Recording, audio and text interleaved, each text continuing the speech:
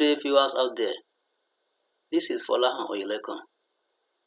Today, I'm discussing the chapter 3 of Second Class Citizen by Buchi Emecheta. The chapter is titled A Cold Welcome. We've earlier read about the lives of Ada and her husband, Francis, in Nigeria, and how Francis moved to the UK. This chapter is about the movement of Ada and her children to the UK to join Francis. And there in the UK, a lot of surprises are waiting for Ada. Let's go ahead. Chapter 3, Cold Welcome. On the way to the UK, they enjoy bright and friendly weather in Takoradi, Freetown, and Las Palmas ports. There is a sudden burst of excitement on the deck of the ship. Ada rushes out of her cabin to see what happens. She realizes that the cold is much more than they once experienced. She is then told to her amazement that they are in Liverpool. It is the month of March. Ada is happy that she's in the UK, but it is the cold welcome she doesn't like. Against all odds, she must achieve her aims. Her children must have an English education. So far, Lawyer Nwisi survived it. She also must. That is a determination from Ada. She is determined to achieve her aims with that of her children. So it's now saying that so far somebody has survived it, she also must survive it. Let's continue. Francis comes to meet them, and Ada is surprised that he kisses her in public. He is imbibing the culture of the whites. Francis is happy seeing Vicky resembling him and says he can now die in peace. This comment surprises Ada, and Francis explains that people make jokes about everything in England, including death. Hundreds of people are seen rushing around, clutching their luggage and pulling their children. But everything is orderly compared to the situation in Lagos. After the check by immigration officers, they board the train that speed for hours. Ada sees real snow physically on the ground. She also sees the Ovaltine factory, very clean and attractive. Francis has informed Ada in his letter that he secured accommodation in London. Ada is surprised by the structure of the houses, as she cannot tell where the house begins and ends. The houses are joined together compared to Lagos, where the houses are detached. Ada's promise is that they build their houses like that because the country is fully industrialized. Hence, there is not enough land. On going to the rented room, Francis shows them into a half room with a single bed and a new settee that Francis bought with the money Ada sent him to buy her a top coat. There is also a small Formica top table like the one Ada has in her kitchen in Nigeria. You know, if you ask the question to compare the lives of Ada in Nigeria with her life in UK, this chapter provides the answers. So we can easily compare our lives in Nigeria and in the UK here. Let's continue. This amazes Ada, and she asks her husband if they are going to live there. Francis then explains that accommodation is not easy to get, especially for black people with children, and that is the best thing he can get.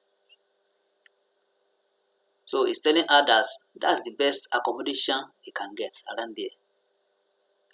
She later learns that the toilet is 4 flights of stairs down and there's no bedroom or kitchen.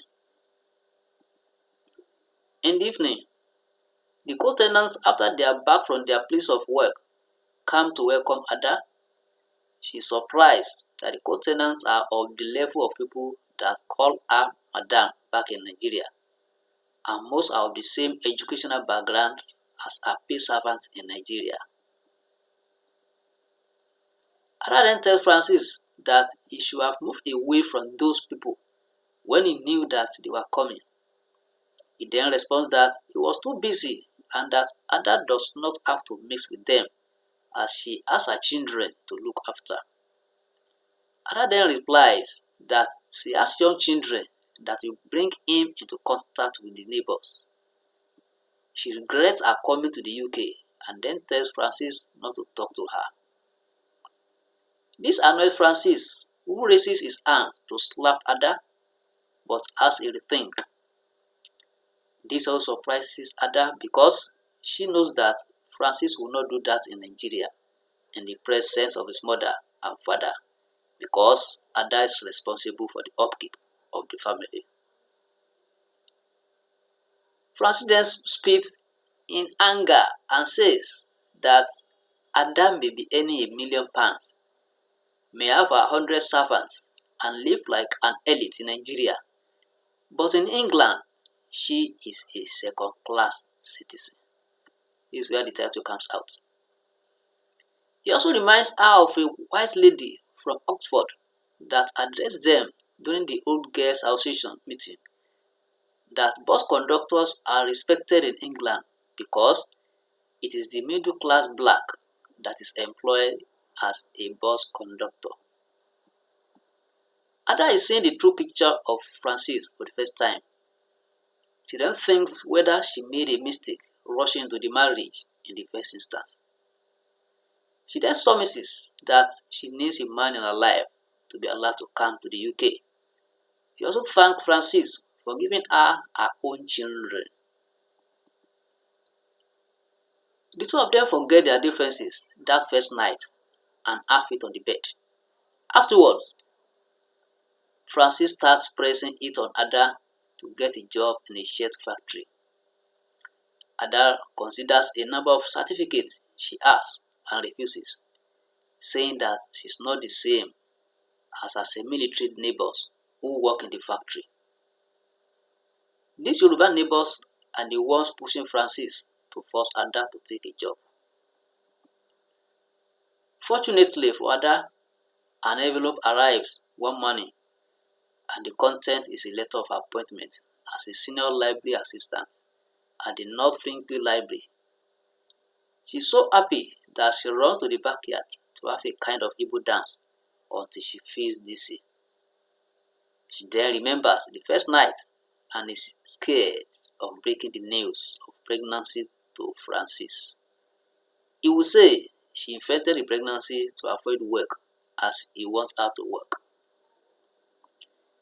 The gynecologist Francis takes her to the second day of their meeting gives all sorts of gadgets to Ada to prevent pregnancy, but all to no avail. She has the pregnancy. Francis is dissatisfied with this and starts searching for women outside to have sex with. Ada is happy with this as she will have peaceful nights. Ada is scared that she may lose her job because of pregnancy, as there is going to be a medical examination.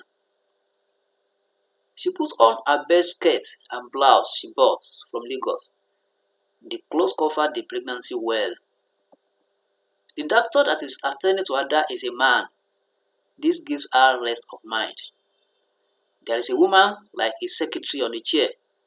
Ada neglects the woman and asks the man to charm that he doesn't look at Ada vividly. She eventually gets the job. Otherwise, the marriage will have broken because that is what ties Francis with her. Ada is responsible for the upkeep of the family. So Ada is able to charm the man so that the man is unable to look at her vividly. So the pregnancy is not discovered, and she eventually gets the job. So that's the end of this chapter. So let's meet in the next chapter. Thank you.